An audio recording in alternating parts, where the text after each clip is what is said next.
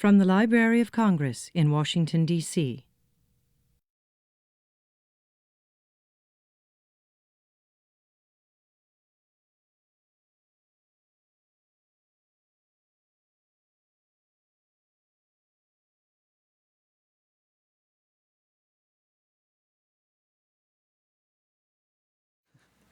Good afternoon. I'm Susan Vita, the Chief of the Music Division, and I'm so pleased to welcome you to this wonderful series of lecture that the Library of Congress co-sponsors with the American Musicological Society. Through this series, we enjoy the opportunity to learn about how the Society's members have used the Music Division's collections to embark on exciting new research projects. It is our hope that these lectures will not only demonstrate the riches of our collection material, but also inspire musicologists and students to come to the Music Division, consult with our music specialists, and explore the endless research opportunities available within our collections. I would like to welcome all of you here in the Coolidge Auditorium this afternoon, as well as those of you who will watch the webcast of this lecture on the Library of Congress website. The series is now in its fourth year and previous lectures are currently available online for everyone to view. Today we have the pleasure of hearing from Dr. Barbara Heyman, a longtime friend of the Music Division. Known as the preeminent authority on the music of Samuel Barber, her 1992 book, Samuel Barber, the Composer and His Music, won the ASCAP Deems Taylor Book Award and is considered to be the definitive biography of the composer. Her most recent publication from Oxford University Press is a thematic catalog of the complete works of Samuel Barber. To help fund her research for the book, much of which was done here at the Library of Congress, Dr. Heyman was a 2006 recipient of the National Endowment for the Humanities We the People grant, a special category that recognizes work that advances the study, teaching, and understanding of American history and culture. Before we begin, however, I would like to introduce Dr. Andrew H. Weaver, Associate Professor and Head of Musicology at the Catholic University of America, who will offer greetings from the American Musicological Society. Andrew.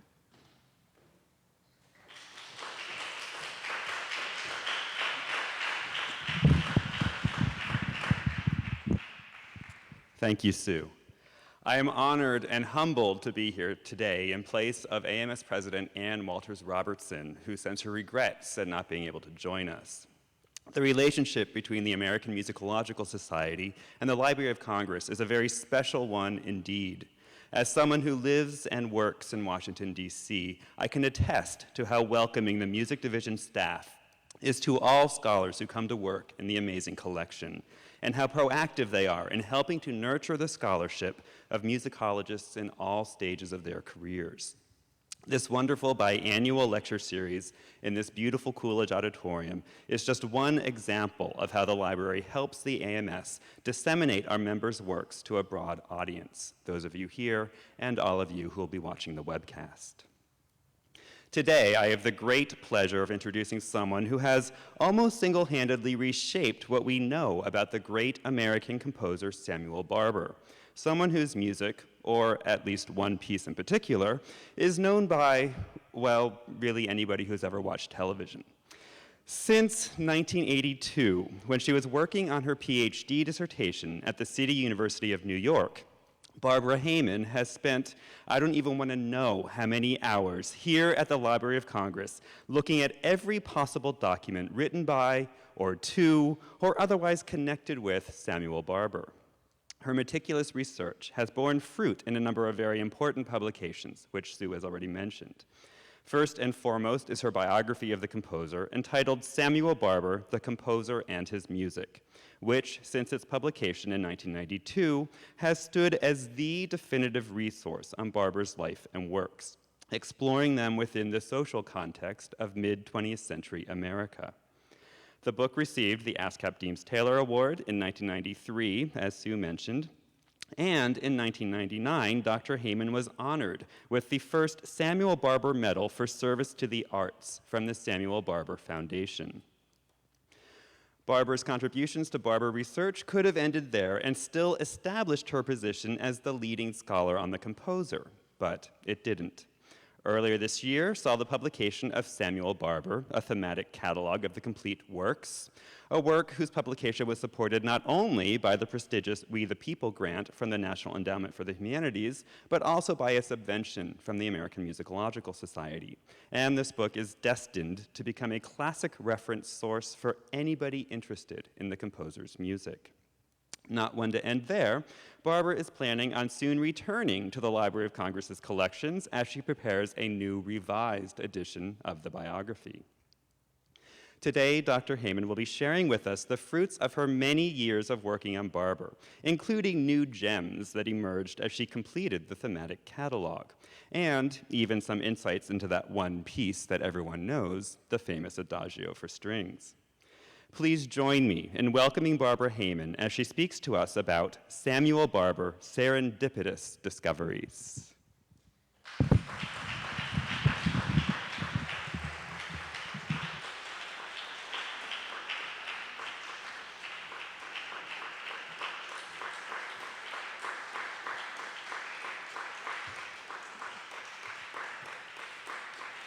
You want to fix it? Yeah. Okay. I am humbled by that introduction, I have to say, and also by standing on the stage where Barber and Leontyne Price gave the premiere performance of Hermit Songs in honor of Mrs. Coolidge's 89th birthday in 1953. But I'm not going to talk about that today. First, I have a confession. I never met Samuel Barber. Everybody always asks me if I knew him. I began my work in 1982, a year after he died, just 1 month shy of his 71st birthday. But in the 30 years we've been cohabitating, as it were, I have come to know intimately his voice, his aspirations, his struggles, and his heartaches, primarily through his letters, diaries, and interviews with people who knew him, who worked with him.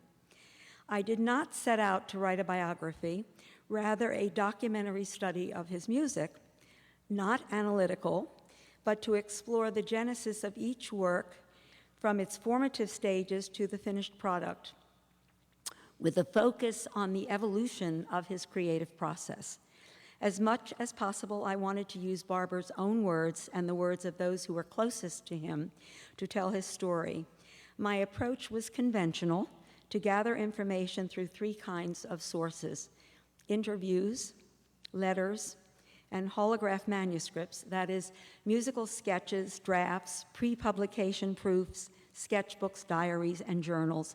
These are the tools of the musicological treasure hunt. But along the way, unexpected insights revealed themselves, often evoking chills of delight. One might say I have been an accidental tourist. Today, I will speak about some of these serendipitous discoveries. But first, some biographical facts. Samuel Osmond Barber II was born March 9, 1910, in Westchester, Pennsylvania. His dad, Roy Barber, was a physician. His mother, Marguerite, nicknamed Daisy, was an amateur pianist and a superb gardener. He had a younger sister, Sarah, to whom he was very, very close. And this first picture up on the board there is of the Barber family, with Sarah, of course. Barber could have been a singer or a pianist or a composer, but at 8 he announced his intentions in a letter to his mom. And I'm going to read that letter. Notice to Mother and nobody else. Dear Mother, I have written this to tell you my worrying secret. Now, don't cry when you read it, because it is neither yours nor my fault. I suppose I will have to tell you now without any nonsense. To begin with, I was not meant to be an athlete. He misspells athlete, but it's okay. I was meant to be a composer and will be, I'm sure. I ask you one more thing. Don't ask me to try and forget this unpleasant thing and go play football. Please, underline. Sometimes I've been worrying about this so much that it makes me mad, and parens he writes, not very. Love, Sam Barber II. Many years later, here is Barber speaking about his parents' ambitions for him. He will say, I was supposed to be a doctor, I was supposed to go to Princeton, and everything I was supposed to do, I didn't. Excerpt, CD track 1. And I was supposed to be a doctor. I was supposed to go to Princeton. Everything I was supposed to do, I didn't. And I was very lucky because the Curtis Institute opened its doors in 1924 when I was 14. And Mrs. Bach started that extraordinary school. And it was just 30 miles from my house. And so I went there and had wonderful teachers. I was very lucky. To Barber's parents' credit, however, once they realized that there was no redirecting the goal of their impassioned son, they did everything they could to encourage him and help him obtain a high-quality music education. In 1924, at the age of 14, he took the train to Philadelphia to attend classes at the Curtis Institute of Music, newly founded by the great philanthropist Mary Louise Curtis Bach. Aiding and abetting Barber's musical ambitions were his maternal aunt and uncle, Louise Homer, and her husband, Sidney Homer. I cannot stress enough how important these two people were to Barber from the age of 10 well into his adult life. Louise Homer was one of the leading contraltos of the early decades of the 20th century. She sang with the Metropolitan Opera till 1920, and after she retired, she sang many of her nephew's teenage efforts on nationwide concert tours. They garnered rave reviews. Most of Barber's early songs were composed with her voice in mind. Sidney Homer, a prolific composer of songs at the turn of the 20th century, is the hero of Barber's story. The wisdom and optimism that he transmitted to his nephew for more than 25 years fostered Sam Barber's mission, supported his inclination to adhere unwaveringly to the Romantic style, and inspired the direction of his intellectual development. It is rare that a mentor can sustain his influence for as long as Sidney Homer did. This is Barber and Sidney Homer standing in front of the Homers' home up in Lake George called Homeland, which still exists. Letter after letter from Sidney Homer to Barber presents explicit messages. He preached the value of sincerity. He said, "Listen to your inner voice." At the same time, Homer held up earlier masters as role models. While there's no question that Barber's music derives from his inner conviction, as early as 1926, Homer had written to his 16-year-old nephew, "It takes some courage to go into an art which shows you as you are, and no doubt many wonderful souls have shrunk from the ordeal and refused to put their real emotions into art form." Barber's words in 1971, nearly 20 years after Homer's death, seem to echo that early advice. He said, "I think that what's been holding composers back a great deal is that they must have a new style every year. This, in my case, would be hopeless. I just keep on doing, as they say, my thing. I believe this takes a certain courage." According to reports of Barber's classmates at the Curtis Institute of Music, Barber was the star, and yet he was graced with qualities of affability that gained him enormous social acceptance. His wry sense of humor and lemony wit were sometimes mistaken for arrogance, but those who knew him best perceived this as covering up a shyness in a person who was, after all, quite humble. In a diary that Barber kept from 1926 to early 1928, which the Library of Congress Music Division has recently acquired, there is an entry that indicates he was not happy with his classmates and teachers, that his classmates and teachers considered him a genius. He wrote, "O Lord, as I look forward and see my life as it must be, what a tragic look it bears." He was 16 when he wrote this. "God, I would rather be an ordinary person than an unusual genius, rather anti than Beethoven." His inherent loneliness was acute. In that same diary in December of 1926, he wrote, "I have been lonely many times this year. The road of the music student, it seems to me, is a very solitary one. Artists may paint the same models, authors go to universities and lectures, but all my work must be done by myself, my piano practicing and composing. Only 3 hours a week do I have classes with other people in them, and I so love congenial companionship. David Freed and Wally, my two friends, I see once or twice a week at the most, and always I must run for the train in the middle of the fun. If I lived in the city, it would be different, but alas, how could I leave the country? All my work is solitary, and all my play is lonely." The diary indicates that Barber was in search of the perfect friend, a companion who shared his deep love of music, literature, hiking, and the country. He says, "I am tired of studying. I call for a friend, but none answers. And tomorrow stretches out like an unchanging sea, and Sunday too." His call was answered in the fall of 1928 when Giancarlo Menotti arrived at Curtis from Italy to study composition with Rosario Scalero. Menotti spoke only Italian and French, and as Barber was fluent in French, Mrs. Bach asked him to act as a big brother to the new student. Their relationship flourished with travels abroad together. During their first trip to Europe, summer of 1929, Barber wrote to his family, "I suppose you can tell from the sincerity of my letters how much more Europe means to me this year. Every moment is a joy. Perhaps it is because one must go one time first to really enjoy the second. Or perhaps it is Giancarlo. He is quite perfect. At close range, even the defects become delights."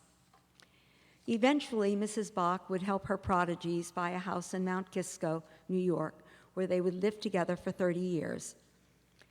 Designed by the Swiss architect William Lescaz and named Capricorn because it received the sun year-round, the house was ideal for two composers. There was a studio at each end and a common living area. They collaborated on 3 operas. Menotti wrote the libretto for and directed Barber's first opera, Vanessa, commissioned by the Metropolitan Opera in 1958. Barber's chamber opera, A Hand of Bridge, was produced in 1959 at Menotti's Spoleto Festival in Italy. In 1975, Menotti helped plan the restructuring of and directed and staged Barber's revised version of Antony and Cleopatra.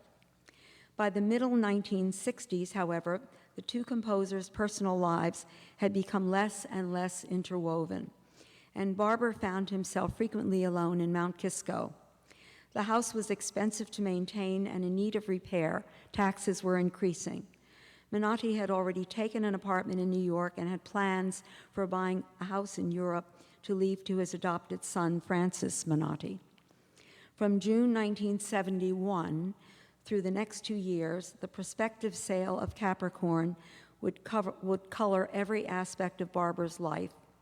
He struggled with emotional depression, alcoholism, and creative blocks that profoundly affected his productivity. Although the dry periods intensified after the disastrous 1966 premiere of Franco Zeffirelli's overblown production of Antony and Cleopatra, commissioned for the opening of the new Opera House at Lincoln Center, it would be an exaggeration to attribute Barber's creative blocks and physical decline entirely to one so-called musical failure. Negative opinion was not new to him, and he had more than once been the subject of criticism for swimming against the tide of modernism. Rather, the forced sale of Capricorn was to Barber the equivalent of the dissolution of a marriage, for no matter how often the professional and personal lives of the two composers had separated them in past years, their cohabitation had constantly provided stability in their personal commitment to each other. Recently, a serendipitous discovery of a non-musical inscription buried among pages of a manuscript at the Library of Congress provided me with new biographical insight about Barber and Menotti's relationship. In preparation for the Barber thematic catalog, I was studying the many, many folders of holograph sketches and drafts for Vanessa, and unexpectedly came across inscriptions that piqued my curiosity. The summer of 1956, Barber was working alone in Sconset, Nantucket. Of the hundreds of pages of musical sketches at the Library of Congress, some 145 pages on Passantino Lucette music paper focus on Acts 2 and 3. As I was plowing through these sketches, correlating them to passages in the published score, I came across the following inscription on the reverse side of page 10. "Pages from a diary I shall never keep." That's rather provocative, I think. Continuing on with my examination of the sketches, I found another inscription on the reverse side of page 22 of the holograph sketch of the end of Act 2, where Vanessa enters and the orchestra plays an interlude marked "Slowly with Deep Feeling."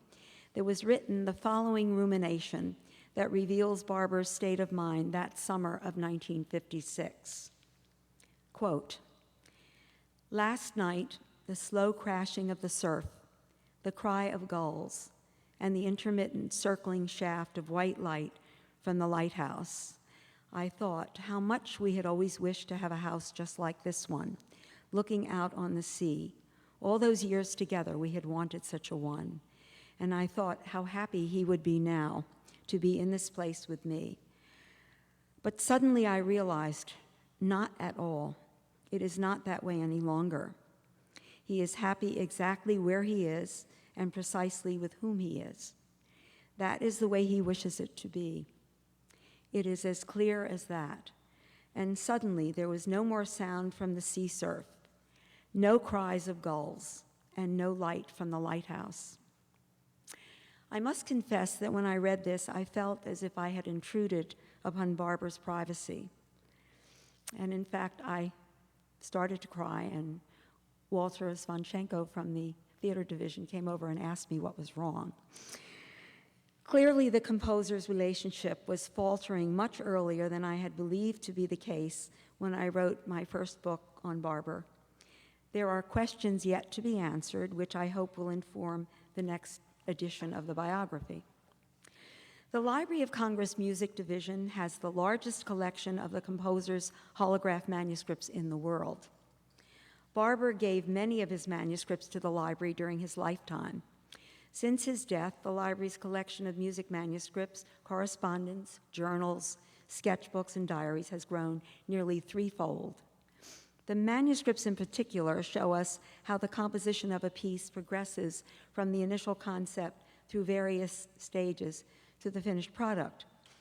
A major clue, a serendipitous discovery, about Barber's aesthetic principles occurred early in my work as I was leafing through a sketchbook that he had kept during his student years in the late 1920s and early 30s.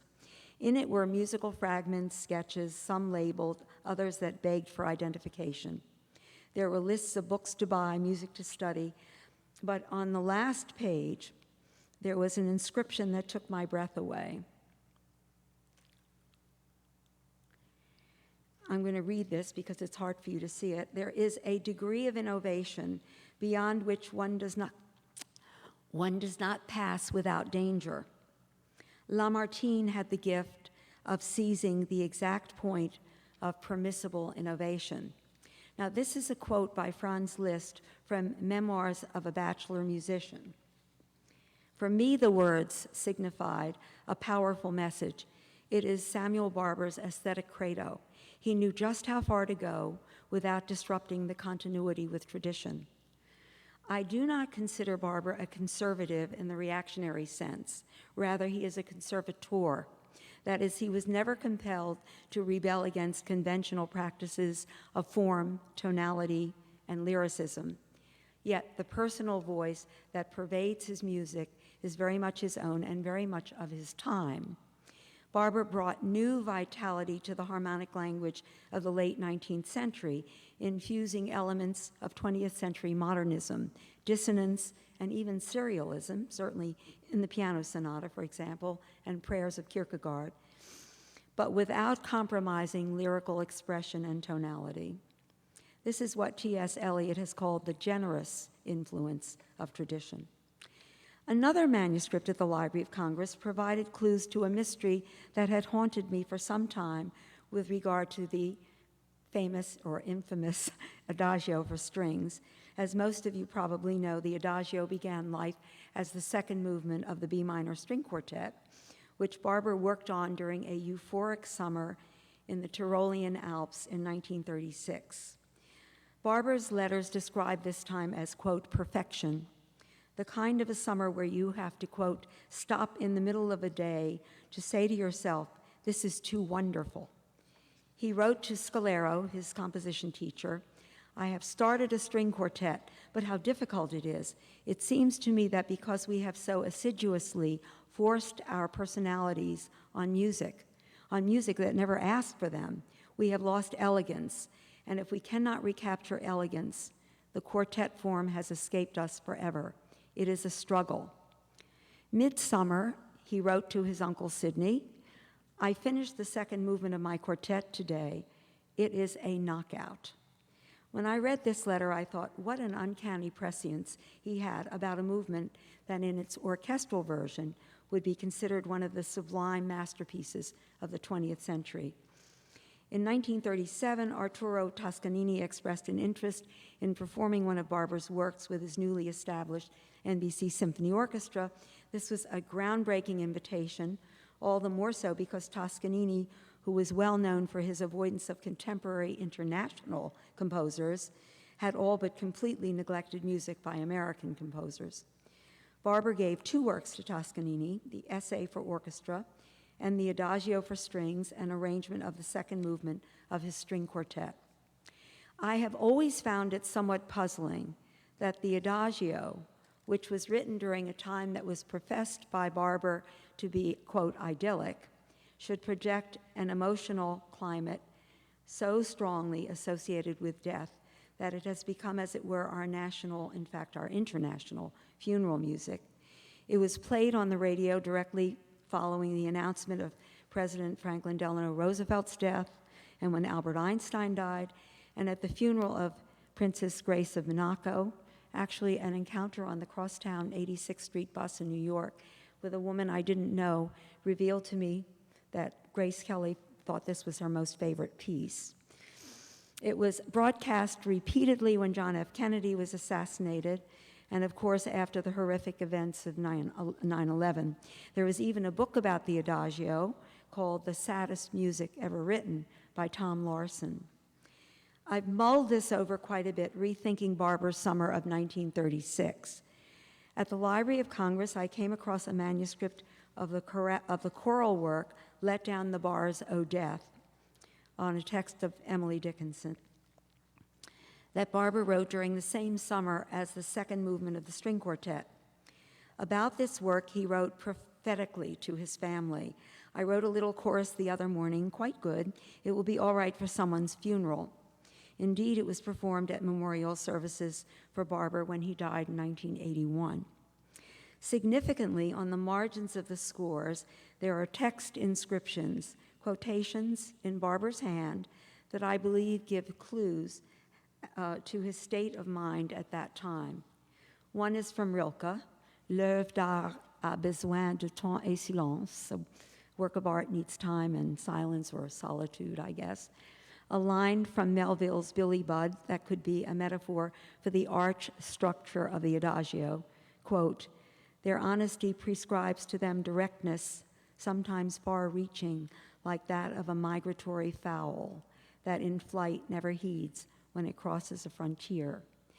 And a quote from W.B. Yeats, perhaps the most telling, quote, I could recover if I shrieked my heart's agony, yet am dumb from human dignity.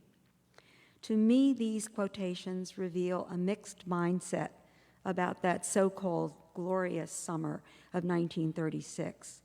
Clearly, exhilaration was not the only emotion Barber was feeling. From his earliest years, Barber acknowledged that he sought to express emotions in music. For example, about 7 James Stephens songs he wrote the summer of 1927 while he was working at a resort on Lake George. In his diary, he says, quote, "Evening, dance, daisies, shame, piper, the end of the road, and watcher. They are all my experiences and emotions this summer, translated into music." Of all those songs, actually only 2 James Stephens songs were published. As I mentioned earlier, another tool important to my research was the interview, that is, oral history. I conducted many interviews, and they revealed a unique compositional process. From his student days, Barber's works were performed by first-rate musicians. I interviewed those artists who had given first performances. I learned that he had a kind of collaborative relationship with the artists who would perform his music, an approach that eventually would become formalized. Often before beginning a work, he would invite the particular musician to his home in Mount Kisco to play through his or her repertoire. The cellist Raya Garbazova told me he even had her play etudes in technical studies. Through this process, Barber would become aware of and could write to an artist's particular strengths and predilections. He knew, for example, that Garbazova played with great facility in the high registers of the cello. As she put it, quote, I departed from the notion that the only way to break the heart of the listener was to vibrate on the C string. This accounts for the many difficult passages in the cello concerto. The soprano Eleanor Stieber told me that in Knoxville, summer of 1915, Barber wrote that high B flat on the phrase, "Now is the night one blue dew," because he knew she was able to bring a silvery sheen to the high register. She also suggested that the voice be raised to a higher tessitura so it would float above the orchestra. These kind of interactions between artist and the composer had the added benefit of ensuring a successful premiere of Barber's music. But sometimes discoveries about his creative process were made through sheer luck, being in the right place at the right time. Such was the case with the Woodwind Quintet Summer Music. Although I knew that it had been commissioned in 1953 by the Detroit Chamber Music Society and performed by first desk players of the Detroit Symphony, I had no inkling of the progress of the work as it was being composed. The commission had gained much attention nationwide as the first ever to be financed by public subscription. Barber set aside his usual fee, accepting instead the proceeds of a pay-what-you-can from audience contributions. I knew from a manuscript I saw at the Library of Congress that for summer music, Barber had borrowed thematic material from Horizon, an orchestral work he composed 10 years earlier. But the complete story emerged through, let's say, an unexpected encounter. One spring afternoon in 1985 in New York, after a meeting of the local chapter of the AMS, I happened to bump into Carol Barron, the Ives scholar and wife of Samuel Barron, the flutist and founding member of the New York Woodwind Quintet. I reluctantly accepted her invitation to a coffee, dreading yet another conversation that begins with the ubiquitous question, "So how's your dissertation coming along?" Midway through the coffee, and it's a good thing I had coffee with her, midway through the coffee and my prattling on enthusiastically about how fertile Barber's letters and diaries were, Carol interrupted. "You know," she said, "Sam worked with Barber on a piece in the 50s. There was some kind of a chart." Now, Sam Barron was a performing artist with a historical conscience, and he had the foresight to keep a journal that recorded what transpired at every rehearsal during the early years of the quintet. He accompanied me to Washington to the Library of Congress Music Division, and he showed me his journal. Of particular interest were entries from January through November 1955, which document the evolution of summer music. Barber had first heard the New York Woodwind Quintet in 1954 at a concert in Blue Hill, Maine. Impressed with their performance, he asked Sam Barron and John Barrows, the French horn player, if he might sit in on their rehearsals in New York, and would they be willing to play sections of a new sextet he was in the process of writing for a commission. By the way, that recollection of Barron's of this initial encounter suggests that Barber was still undecided about the forces he planned to use for the Detroit Commission. In January 1955, when Barber first met with the ensemble, they were practicing intonation studies that Barrows had designed specifically for the group. He had made an extensive chart incorporating a staff line for each pitch from the lowest to uppermost note of each instrument. Each player had characterized every note within the range of their particular instrument. Was it naturally flat or sharp, dull or brilliant? Did it behave differently if it was played loudly or softly? From their observations, Barrows composed a series of studies using their favorite and their so-called worst chords, those where tone production and intonation were accomplished with great difficulty, but which resulted in sonorities that were especially effective. During the ensemble's rehearsal, Barber listened avidly to these etudes, some of which were only 4 or 5 measures long. He took notes and borrowed the chart to study at home. After a while, he brought the completed work back to the New York Woodwind Quintet, and they played through it. Now, Barron's journal entry, which is here at the library, says it all. Quote, "We were completely gassed. What a wonderful new quintet conception. Barber has studied our charts and has written some of our favorite effects into the music."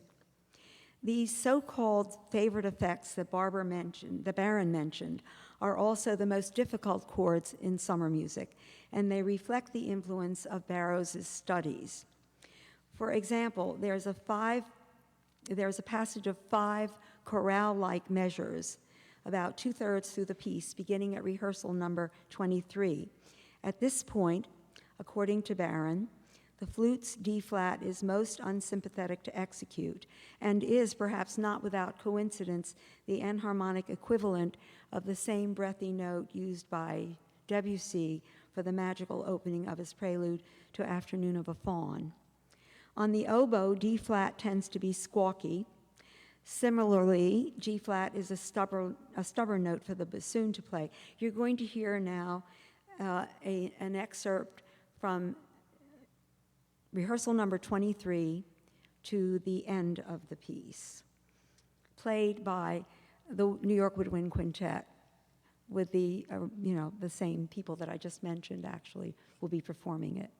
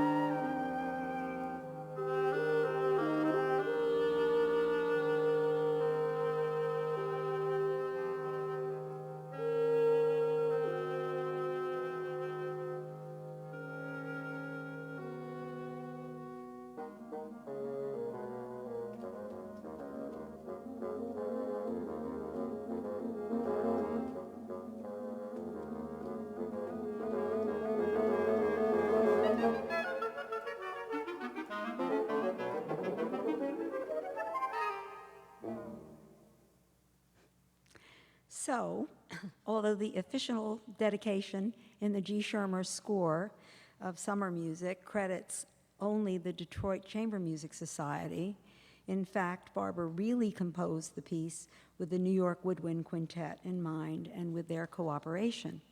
Now, I've told you this story not only because it sheds light on summer music, but also because it illustrates how sometimes, as scholars, we stumble on revelations where we least expect to find them. Now we come to the case of the Lost Violin Sonata. In 1927, Barber began work on a sonata for violin and piano. His correspondence suggests that he began work in earnest on the sonata in Philadelphia during the winter of 1928 and continued working on it during the summer in Europe, completing it on November 8th. The partially completed sonata drew praise from George Antheil, whom Barber met in Vienna during the summer of 28. He wrote about this encounter to his family. He went through the violin sonata and my songs with surprising enthusiasm, showing more interest in my work than anyone I have ever talked with for a long time. He says he knows all the young American composers thoroughly, but that he could say something to me that he would never say to any of them. He found the musicality, the essence of my music, beyond question. The form, however, is as yet archaic. He said my music was intense, but hampered by my rhetoric. Barber also wrote about a meeting that summer with Oscar Adler, a violinist and critic to whom all the younger composers came for criticism. He and Adler played through the violin sonata together, which the violinist found to be, quote, a promising student work, not yet ready for publication, but good in form and well written for both instruments. In Barber's words, at the end he said I must be a very good Brahms player, which pleased me. Louis Bailey, Barber's chamber music coach at Curtis, is also reported to have noticed the influence of Brahms on Barber's violin sonata. Not surprising, for the sonata, as well as the later cello sonata of 1932, were written during a time that Barber was deeply immersed in the study of Brahms's piano music with Isabel Vengerova. Barber and the violinist, a classmate of Barber's, Gamma Gilbert, gave the first performance of the sonata on the 10th of December, 1928, at the Curtis Institute. It appeared on the program as Sonata in F minor for violin and piano, with tempo markings for each movement. 1, Allegro moderato. 2, Andante un poco mosso, poi più mosso, quasi scherzando. And 3, Allegro agitato.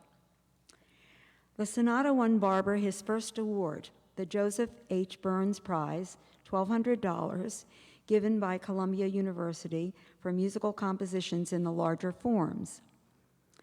Even with that recognition, he apparently had doubts about the merit of the sonata, and he asked Sidney Homer to give an opinion.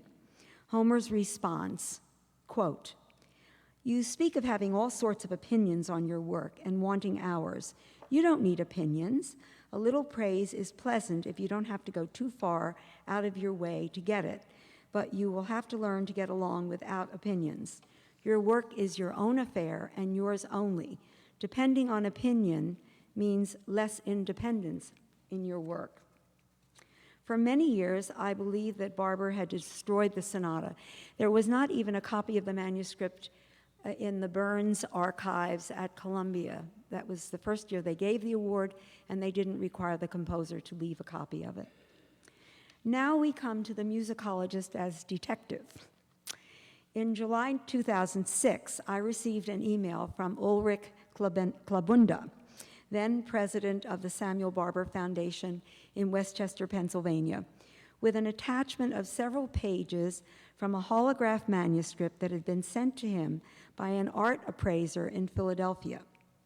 The pages were found in the estate of the late Westchester artist Tom Bostell, who had been a boarder in the Barber home. Presumably, he had been given the manuscript by Barber's mother. There were 17 pages of holograph manuscript masquerading under the title Sonata for Violoncello and Piano. I was told that the last page was dated 8 November 1928, which confounded me since the cello sonata was written in 1932. I wondered, could this be an earlier cello sonata? In order to confirm my hunch, I asked the art appraiser to send me digital files of the title page, the first 3 pages of music, and the last page, which was dated at the end.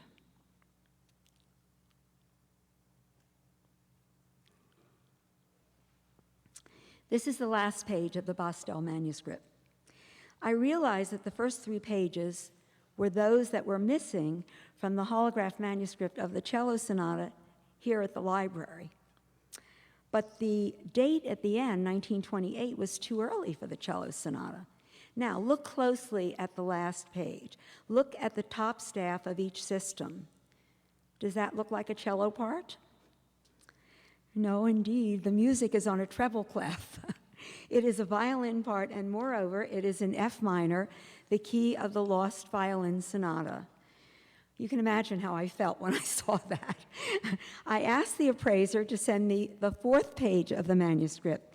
That is the page following the 3rd page of the cello sonata.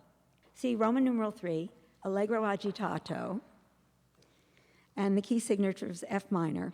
All these details correspond to the listing of the 3rd movement of the violin sonata listed on the concert program of the performance given by Barber and Gamma Gilbert at the Curtis Institute of Music, December 1928. Eureka! Happily, I had just confirmed that the 3rd movement of this so-called lost work had been found. Now, don't ask me where the other 2 movements are. We're praying that they will turn up in somebody else's estate. The movement was given a New York premiere by the violinist Miranda Cookson and the pianist Stephen Beck at Barge Music in Brooklyn, June 18, 2010, the year of Barber's centennial. And we're going to play some of that now. Okay.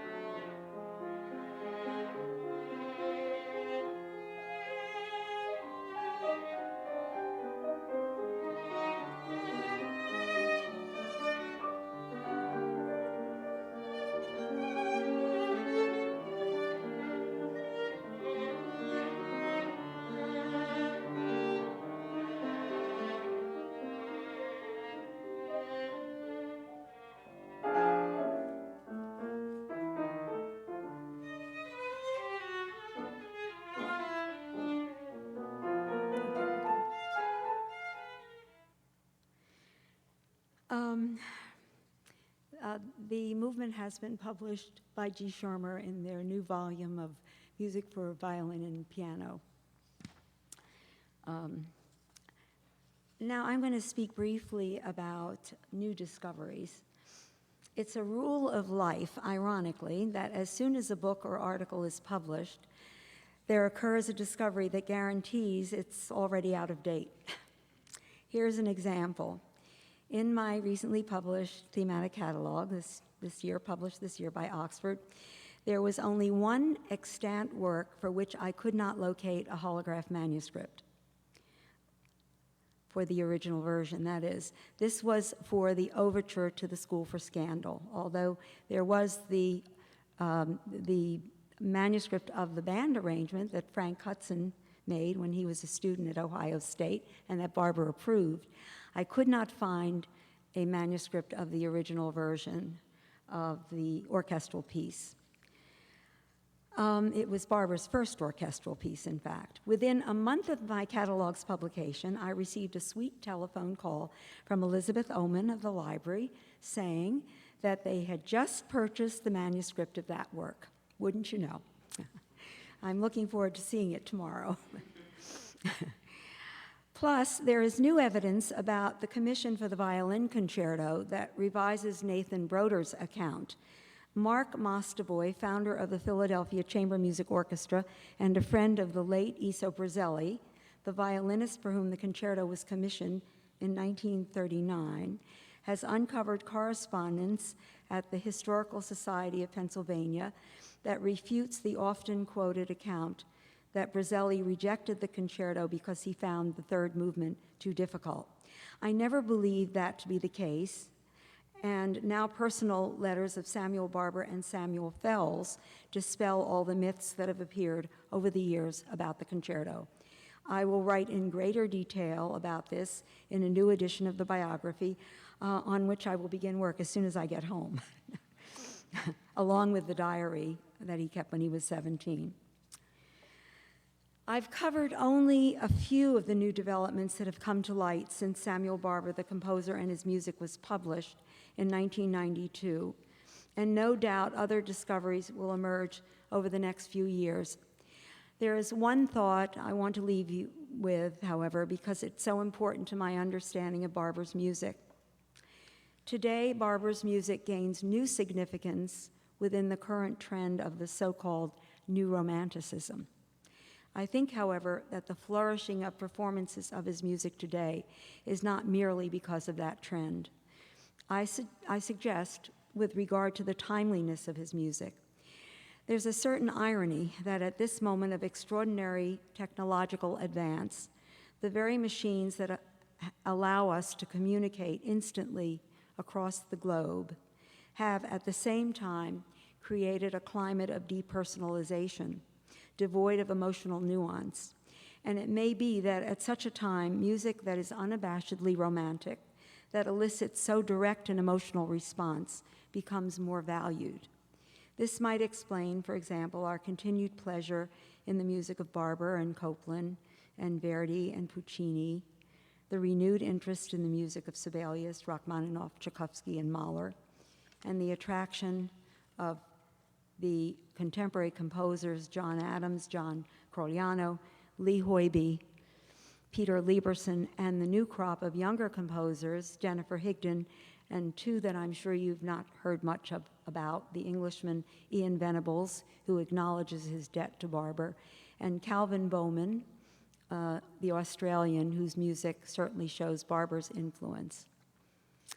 On that note, I want to thank you for having me here. Are there any questions? Do we have time? Maybe a minute or two or more. If not here, I'll take them in the lobby.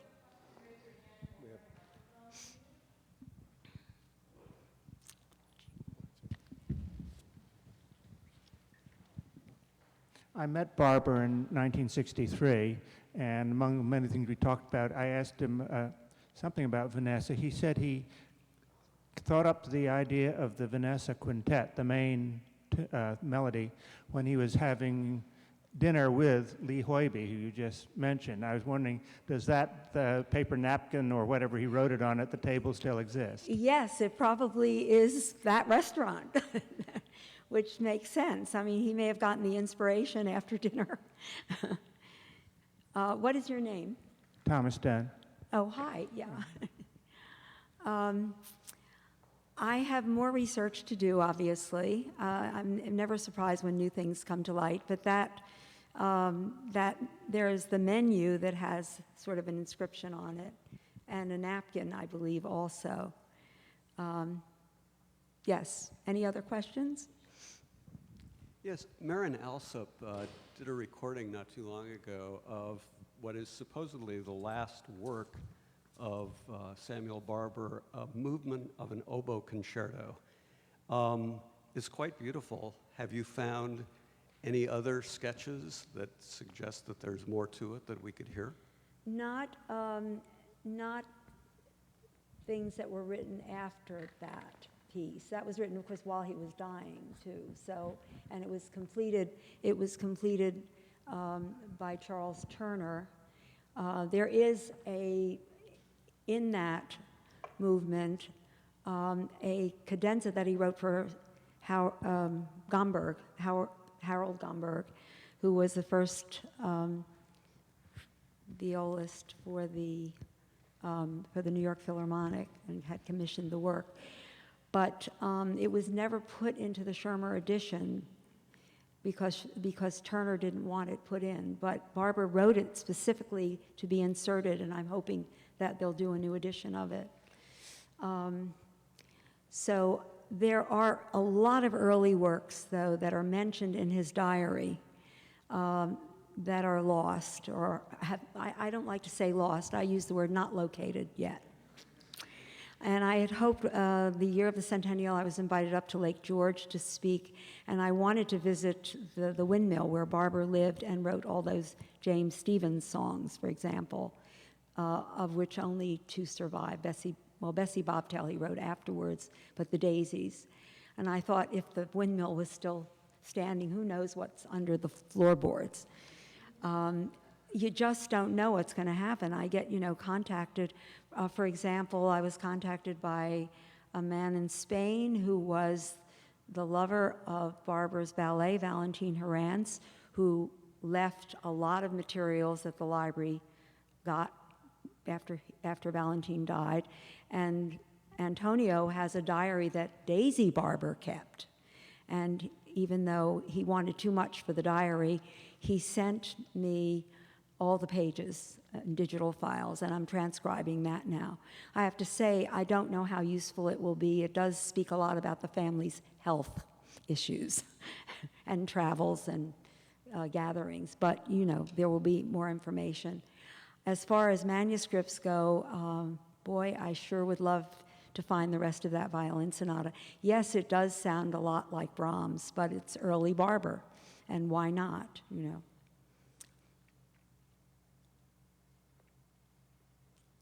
Anything else? Well, I am really thanking you all for coming and for inviting me here. It's been a real privilege to speak from this stage.